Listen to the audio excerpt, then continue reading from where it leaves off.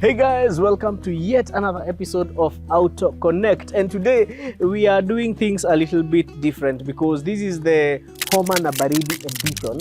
But it doesn't mean that because we don't have a review, things are not going to be interesting. In fact, this is a very interesting episode because it's going to answer a very simple yet very complicated question. But before we get to the question, remember to subscribe to the channel. Also like this video so that it's recommended to a friend who might want to have this question answered. Also remember, you can follow me at a personal level, Eric Okabi, Eric with a CK, on Facebook, Instagram, X and TikTok as well. And now let's get up close and candid with this particular matter.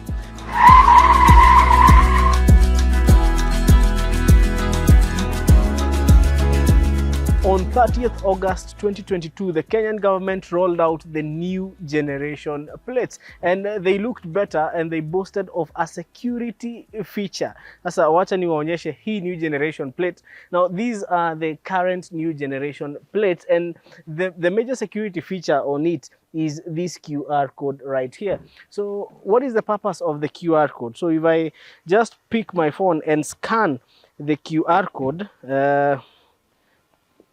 if you scan it using your QR code scanner, you get the details of the vehicle. And the details that you get are the registration number, the chassis number, the make, model, and color. So hii maneno ya kubandika manamba, you can easily be busted by simply scanning the new generation plates. And remember, you can apply for the new generation plates on the eCitizen NTSA portal, and the process is not that hard. Na pia, there is something I would like to address. Uki apply hizo new generation number plates, there are guys, kuna wase hu kata. You know, you have two choices. You can have the oblong. Now this is oblong, and you have the square, and there are boxes there which specify, okay, do you want the front number plates to be oblong or square? Do you want the rear number plates to be oblong or square? So there are guys who will apply for oblong number plates for the rear, oblong ni kama hizi, then wakate. That is a serious offense because that is mutilating the registration plates, and you can be taken in and fined for that. So uki apply number plates, before you apply for these new generation plates, tafadhali jua gari yako ita accommodate number plate gani, ni either square ama oblong. Like for this one, the front one is oblong and the rear one is square. Kuna gari zitachukua oblong mbele na oblong nyuma. Modern cars like Mercedes Benzes and some Audis will take square at the front and oblong at the rear, or square at the front and square at the back.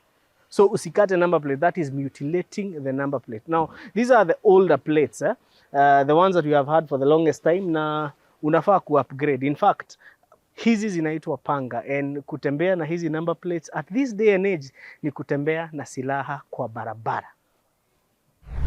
Have you ever wondered why the Kenyan number plates are white at the front and yellow at the back? Well, before we answer that, I would like us to take a walk down memory lane. Well, initially, in the early 1920s, the system, the number plates were black, and the systems that were used, or the system that was used for registration was the system or the structure NNN LLL. That means letter, number, and that was from the 1920. That is a number plate like, say, KYP 887. So meaning you have 3 letters, 3 numbers. But from 1990, the system changed to what is called the NNN LLLN, meaning letter, number, letter. For instance, KBL 987P.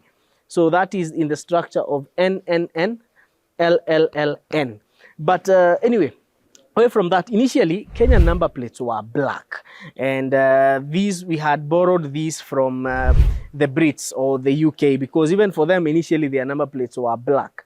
And back then in the early 1920s, 1930s, towards that time, vehicles were registered according to regions. So K represented the country, which is Kenya, and then the other 2 letters, the second letter would represent the region which the vehicle is coming from, because vehicles were registered according to region. For instance, Nairobi had its letter, Kisumu had its letter, Nanyuki had its letter, plus other regions, districts. They were called regions or districts. So you would tell where a car has been registered because of the structure or the structure of the registration number.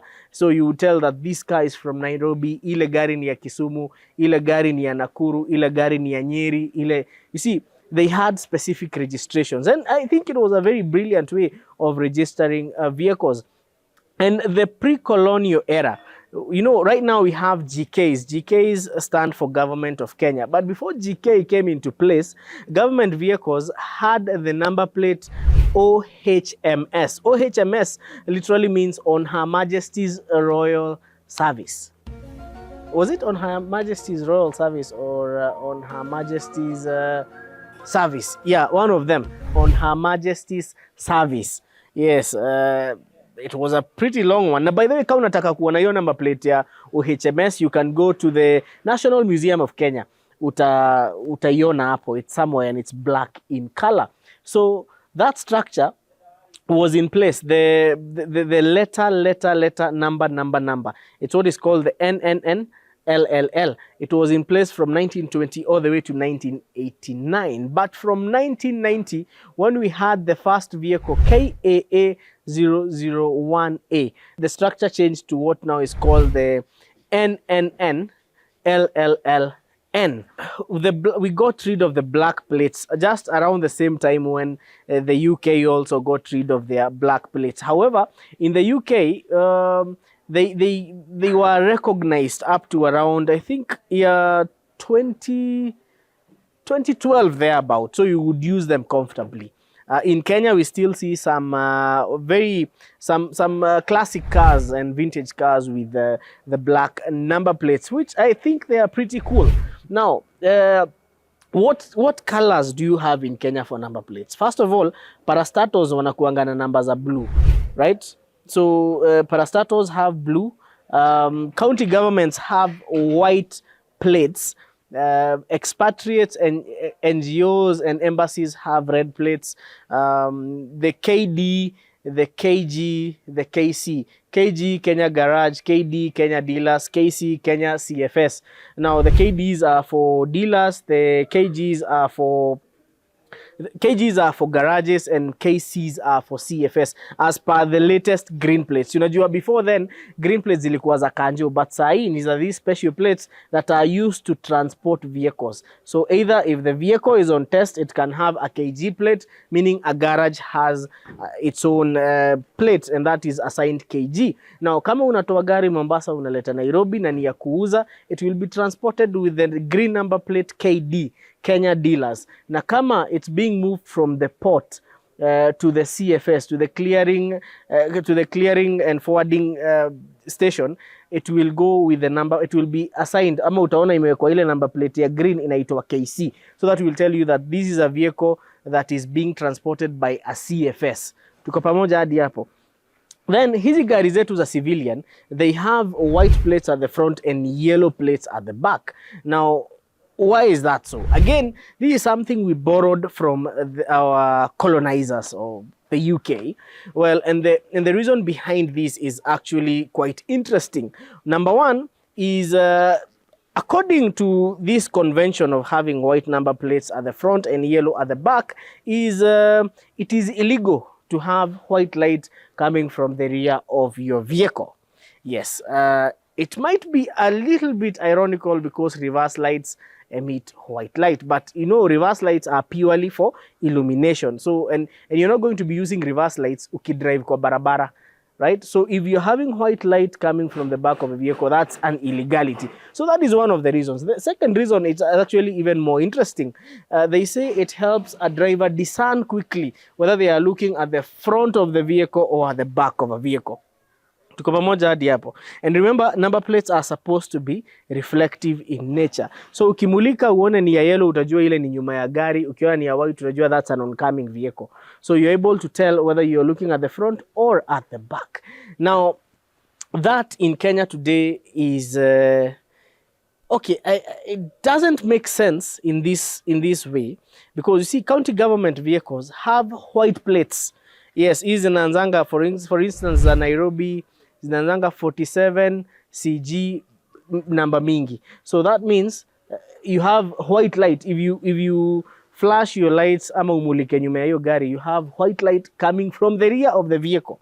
So it beats the logic of having front number plates white and rear number plates yellow. And then if you look at parastatals, their number plates are blue, but you know the letters are engraved in white. You know, expatriates, diplomats, and also NGOs, they have red plates.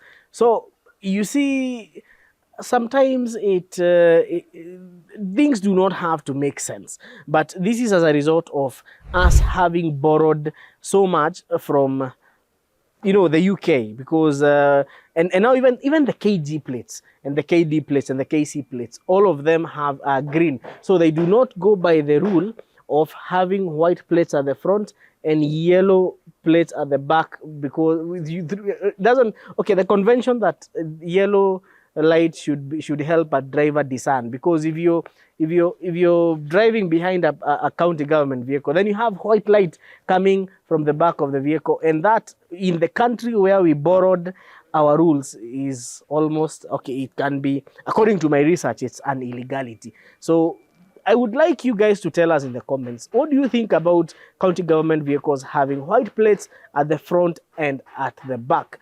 I believe that should be changed. Well, the military still have their black plates, and I think the military, the military is actually privy to a lot of discretion, and that's why we have, and you know, the military is a very sensitive organization, but with all these other vehicles, the number plates need to be displayed clearly, and they need to go as per the convention. Now let's go back to what you were talking about, and that is the reflection, or where white light needs to come from, and where it's illegal to have white light.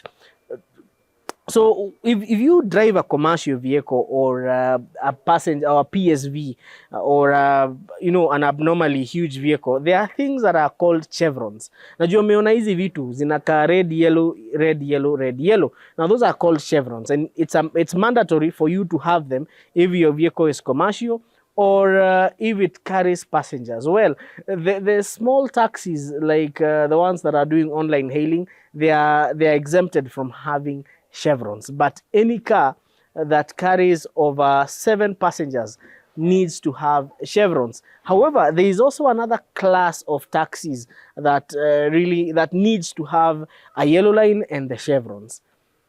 So maybe on the other episode tutaambia hizi classifications different za taxi, because if you walk around archives, you'll notice that in Nairobi, you'll notice that there are taxis that have actual yellow lines, and now the taxis that are used for online hailing do not have the yellow lines. That's a story for another episode. Now let's go back to the chevrons. Now initially or before siku za kwanza, chevrons used to be red and white, and currently things changed and now they are red and yellow, and it makes sense because of the white light argument. So chevrons need to be red and yellow. But let's talk about chevrons. Why do we have chevrons on commercial vehicles? Again, this is something that we borrowed from the UK.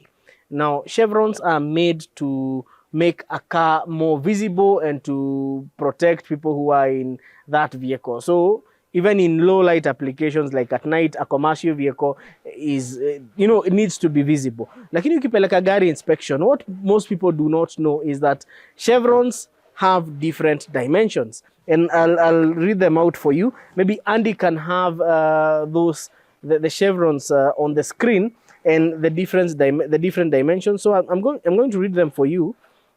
I'll read the dimensions for you. So if you're driving, chevrons for heavy vehicles and heavy trailers should be at least 600 millimeters in length and 300 millimeters in width or height, and they should be red and yellow.